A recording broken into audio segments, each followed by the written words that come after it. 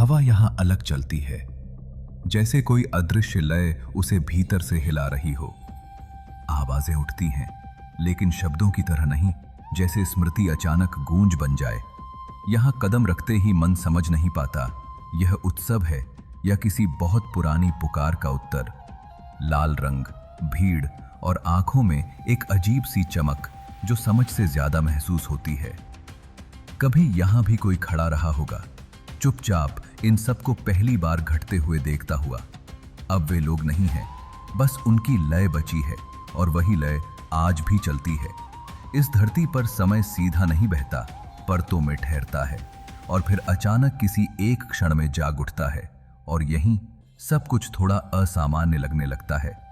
कहानी शुरू होती है एक कैमरे से। एक विदेशी महिला जो यहां आई थी सिर्फ देखने, सिर्फ रिकॉर्ड करने। लेकिन कुछ देर बाद कैमरा तो चलता रहा, पर वह खुद कहीं और चली गई। उसकी आंखें बदल गईं, हरकतें अनजानी हो गईं, जैसे वह अब खुद नहीं रही। अजीब बात यह नहीं थी कि वह बदली, अजीब यह था कि शायद यही यहाँ का स्वाभाविक रूप है। क्या हम इसे समझते नहीं या समझना नहीं चाहते? कभी कभी जो हम असामान्य कहते हैं वह किसी और समय का सामान्य होता है। यह वही जगह है जहां कहानी खड़ी है दो दुनियाओं के बीच, एक जो इतिहास जानता है और दूसरी जो समय अब भी चुपचाप छुपाए बैठा है।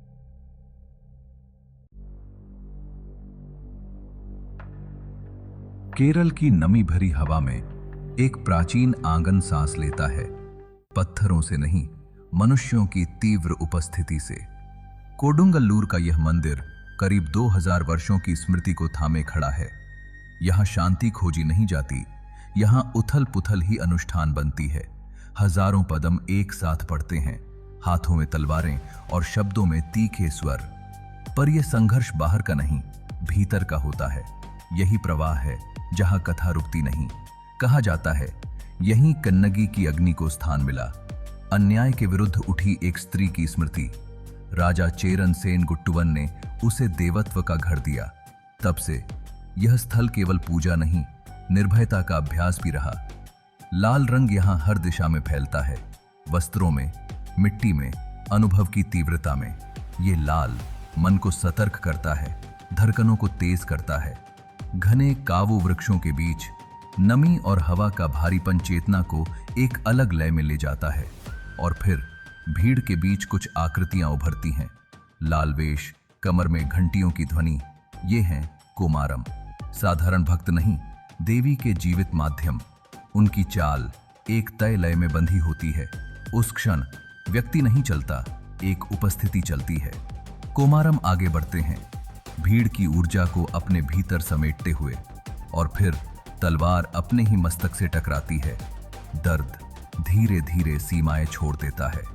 हल्दी की परतें घावों को थाम लेती हैं। यहाँ हर क्रिया शरीर और विज्ञान के बीच संतुलन बनाती है।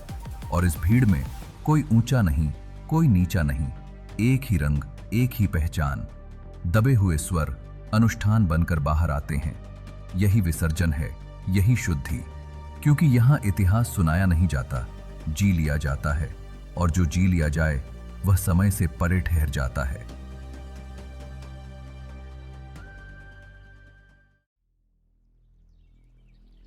भीड़ के बीच कुछ चेहरे बदलने लगते हैं। आंखें वही रहती हैं, पर भीतर कोई और उतर आता है। कहा जाता है जब कोमारम ट्रांस में जाते हैं तो सिर्फ उनका शरीर नहीं, उनकी भाषा भी बदल जाती है। एक पुरानी बोली जिसे उन्होंने कभी सीखा नहीं। फिर ये स्मृति कहां से लौटती है और कैसे सैकड़ों लोग एक ही लय में बिना संकेत एक साथ बहने लगते हैं। मंदिर के भीतर शब्द उठते हैं, कठोर, असहज। देवी के सामने ये ध्वनियां क्यों? कुछ मानते हैं यह शुद्धि है, पर क्या इन ध्वनियों में कोई ऐसी तरंग छिपी है जो मन के किसी गहरे आदिम हिस्से को छूती है? और फिर वो क्षण जब धार खुद को छूती है, त्वचा फटती है, आवाज सुनाई देती है, पर चेहरा शांत रहता है, खून बहता है, और फिर जैसे समय खुद रुक जाए, वो थम जाता है। क्या शरीर यहाँ किसी और नियम से चलता है? हाल ही में एक विदेशी व्लॉगर, जिसके लिए यह परंपरा बिल्कुल नई थी, कैमरा चल रहा था, भीड़ सामान्य थी और फिर कुछ बदल गया। वो अचानक उसी लय में बहने लगी, वही कदम, वही मुद्राएं जो आम तौर पर सिर्फ परंपरा से जुड़े लोगों में देखी जाती हैं। उसने ये सब कब सीखा, या फिर क्या उस क्षण में सीखने का कोई अर्थ ही नहीं रह जाता? क्या ये केवल वातावरण का असर था, या फिर कुछ ऐसा जो भाषा, संस्कृति और पहचान की सीमाओं से परे है? और सबसे अंत में अराजकता, तलवारें, आवाजें, उन्माद, पर कोई टकराव नहीं, जैसे सब कुछ नियंत्रित हो। फिर एक पल दरवाजे बंद होते हैं और सब शांत, जैसे कुछ हुआ ही नहीं। ये स्विच कौन दबाता है? ये सीमा कहाँ खिंचती है? प्रश्न यहीं ठहर जाता है। उत्तर शायद कभी था ही नहीं, या फिर हम अभी भी उसे सुन नहीं पा रहे।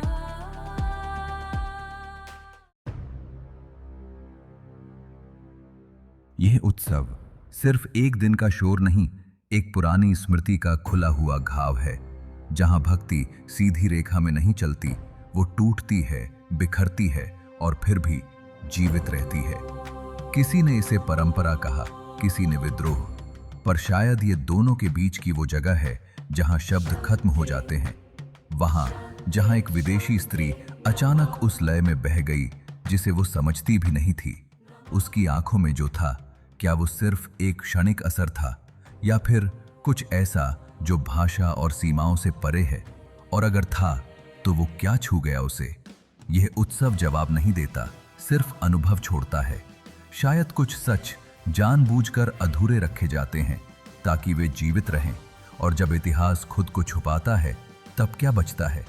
सिर्फ संकेत, या फिर कोई गुप्त संरचना जो सदियों से देख रही है। कहा जाता है, कभी कुछ लोगों ने ज्ञान को बांटने के बजाय छुपा लिया था। 9 नाम या सिर्फ एक कथा। शायद अगली कहानी में कुछ और दरवाजे खुलें या फिर और बंद हो जाएं, क्योंकि कुछ रहस्य खुलने के लिए नहीं होते, और अगली कहानी शायद उन्हीं में से एक है।